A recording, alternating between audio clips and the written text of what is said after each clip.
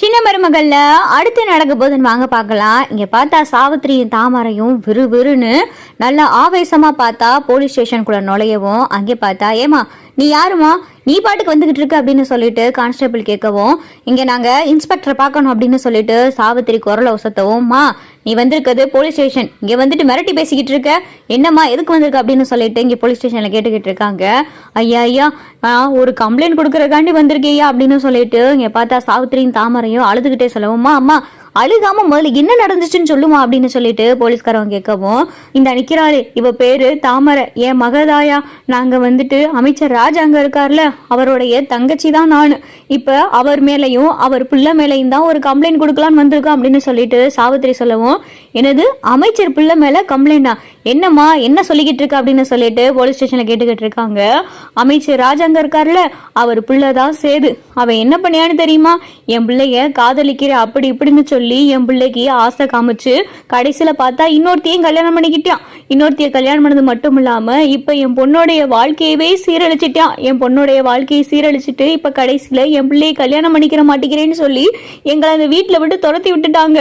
அதுக்காகத்தான் என் பிள்ளைக்கு ஒரு நியாயம் கேட்டு இப்ப ராஜாங்கத்தோடைய பிள்ளை மேல கம்ப்ளைண்ட் கொடுக்கறதுக்காண்டி வந்திருக்கோம். இப்ப அமைச்சர் பிள்ளைனால என் பிள்ளை தாமரை முழுகாம நிக்கிறாயா, இதுக்கு ஒரு நியாயத்தை சொல்லுங்கயா அப்படின்னு சொல்லிட்டு இங்க பார்த்தா தாமரை சாவித்திரியை அழுதுகிட்டே சொல்லவும், இதை கேட்டுட்டு பார்த்தா உடனே போலீஸ் ஸ்டேஷன்ல இருந்து ராஜாங்கத்துக்கு ஃபோன் பண்றாங்க.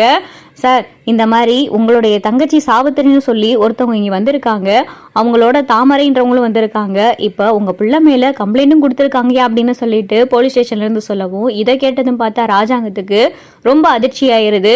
அப்போ தான் சரி நான் இங்கே போலீஸ் ஸ்டேஷனுக்கு வரேன் அப்படின்னு சொல்லிட்டு இங்கே பார்த்தா ராஜாங்கமும் சொல்கிறாரு. இங்கே ராஜாங்க பார்த்தா கோவத்தோட சன்னாசிட்டையும் வீட்டில் இருக்கிற எல்லாத்திட்டையும் கடந்து கத்திக்கிட்டு இருக்காரு.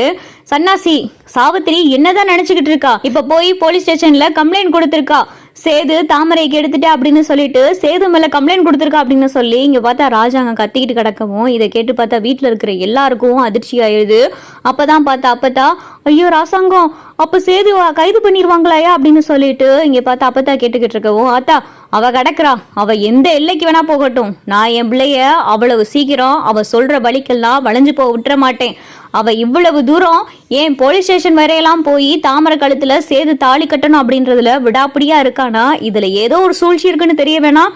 அவ என்ன எங்க போனாலும் சரி நான் எல்லாத்தையும் பாத்துக்கிறேன். சேது நீ ஒன்றும் கவலைப்படாதையா, அவ என்ன கம்ப்ளைண்ட் கொடுத்தாலும் சரி அதை நம்ம பாத்துக்கிறோம் அப்படின்னு சொல்லிட்டு இங்க பார்த்தா ராஜாங்கம் சேது சன்னாசி எல்லாம் பார்த்தா போலீஸ் ஸ்டேஷனுக்கு போறாங்க. பார்த்தா அப்பத்தா சொல்லி அழுதுகிட்டு இருக்காங்க, இவளை என் வயிற்றுல பெத்தே நினைச்சாலே இந்த வயிறு பத்திக்கிட்டு எரியுது, எங்கே கடந்து வந்து தொலைஞ்சாலோ இவ அப்படின்னு சொல்லிட்டு அப்பத்தா அழுதுகிட்டு இருக்காங்க. இங்க போலீஸ் ஸ்டேஷனுக்குள்ள பார்த்தா ராஜாங்க வரவும் எல்லாரும் ராஜாங்கத்துக்கு மரியாதை வச்சுக்கிட்டு இருக்காங்க.